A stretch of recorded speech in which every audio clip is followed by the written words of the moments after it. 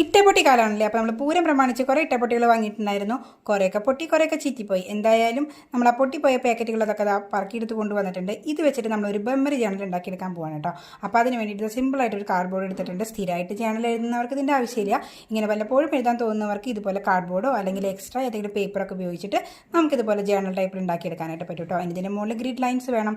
അപ്പോൾ ഇതാ സിമ്പിളായിട്ട് എന്തായാലും സമയമുണ്ടല്ലോ, ഇതുപോലെ സ്കെയിലും സ്കെച്ച് പെന്നൊക്കെ ഉപയോഗിച്ചിട്ട് ഗ്രിഡ് ലൈൻസ് വരച്ചെടുക്കുക. അപ്പോൾ നല്ല പേപ്പർ കാണാൻ കുറച്ചും കൂടി ഗുമ്മായിട്ട് കിട്ടും.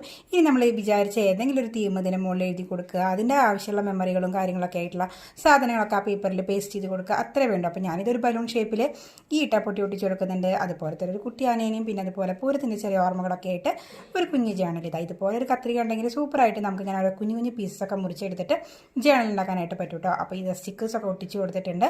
അപ്പോൾ ഇത്രയായി കഴിഞ്ഞപ്പോൾ നമ്മുടെ ടേബിളിൽ വെക്കാൻ പറ്റുന്ന ഒരു കുഞ്ഞ് journal type memory card ready ആയിട്ടുണ്ട്.